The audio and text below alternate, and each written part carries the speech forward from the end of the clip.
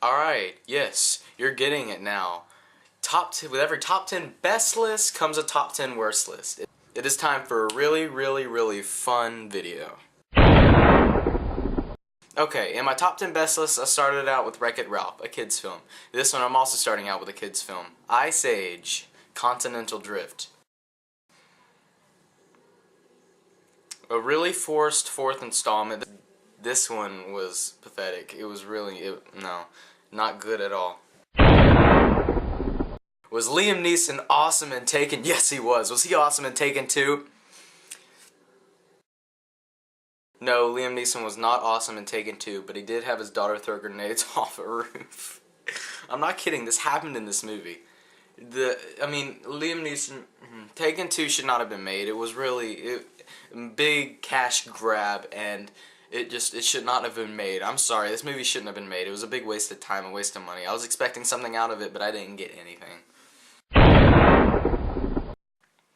Alright, coming in at number 8 is a movie that really doesn't surprise me that it's on this list. It was the Twilight movie of this year, Twilight Saga Breaking Dawn Part 2. Alright, well, this movie is just a big group of actors that can't act. So many people bug me. They're like, okay, finally, this is a good Twilight movie. You gotta come see the good one. You gotta come see it. This one's actually good. And it's like, okay, you know what? I'm gonna be drug into it, and I'm gonna watch it, and I'm not gonna like it. And guess what? I didn't like it. Alright? There was a cool-ish fighting sequence at the end, but that doesn't make up for the whole hour and a half before it. That was just bad acting and everything. Taylor Lautner is the worst actor that ever lived. No one's gonna deny that. Alright, number 7. This is a tie. I've never given a tie before, and I'm going to this year because they weren't necessarily forced. Well, one of them wasn't forced. The other one was forced, but they were similar-ish movies, and one of them was Underworld Awakening, and the other one was Resident Evil Retribution. Both of them were really dumb, really, you see, Underworld, I can understand. It was forced, it was a cash grab, it was crap, alright? But Resident Evil, I was kind of a fan of the first 4. Those were good. The first one was good. And then the next 3 were, okay, and this one was just crap. It was really stupid. I couldn't, So, yeah, I mean, I have hopes for the movie every year, but every year I hate it more than I did the last time. So, yeah, Resident Evil is definitely up there. Alright, number 6. I held this back because I did have mixed reviews on the Three Stooges movie.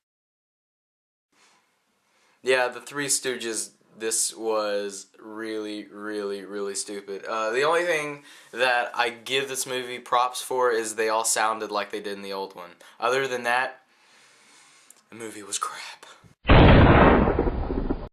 Alright, here we come at the top 5. These are like the really crappy ones. These were bad.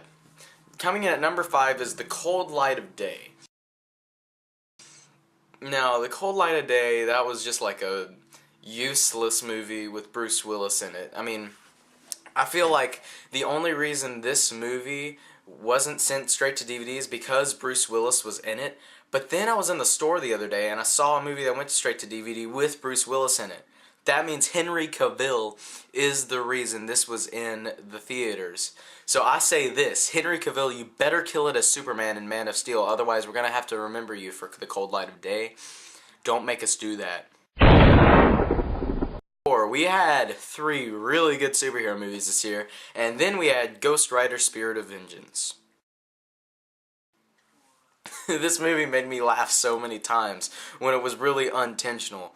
It was a big mess that just had generic randomness happen throughout the whole thing that didn't mean a single thing. The movie was also crap. It was really bad.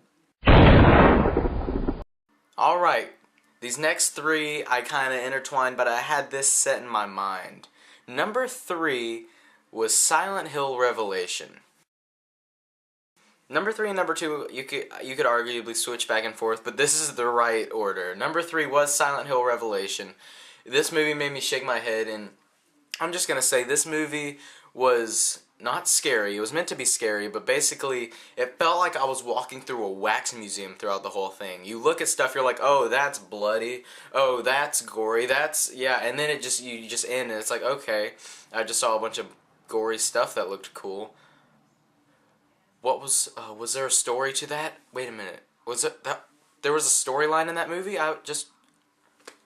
Yeah, I mean, I don't know. Alright, coming in at number 2 is another movie with the word silent in it, Silent House. This movie was a gimmick. It was meant to be shot in like one take, and I guess they did an okay-ish job with that, even though sometimes you could even tell they cut it, which was really poorly done. They should have done it in one shot just to prove to everyone she's a good actor, but she wasn't. Upon that, the movie was just stupid, and then it got stupider towards the end, and then the climax happened, and that was just the dumbest part, and I'm not going to ruin it for you. Well, I already did in my review. But the movie, it was horrible. Really bad. Not worth watching. Actually, it was worth watching. This one was kind of funny. Unintentionally. Alright, number 1, the biggest crap pile of 2012. Everyone should have hated it. It got a 0 on Rotten Tomatoes. It ruined a funny actor's career. And the movie I'm talking about is 8,000 Words. Starring Eddie Murphy. Ruined Eddie Murphy's career. We ruined Adam Sandler's last year, but now we got Eddie Murphy's to ruin this year. It's just like, why? Why? I don't know. All I gotta say is this is the biggest crap pile of this year. It was probably worse than Jack and Jill, honestly. Both of them were really stupid, not funny, but this one was crap. They make fun of people with Alzheimer's. That's insulting.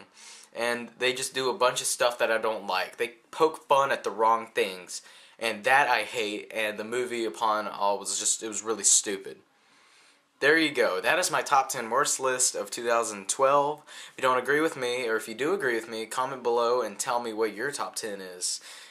Comment below, let me know. And as always, if you like what you've seen here and you want to see more, click right here to see more.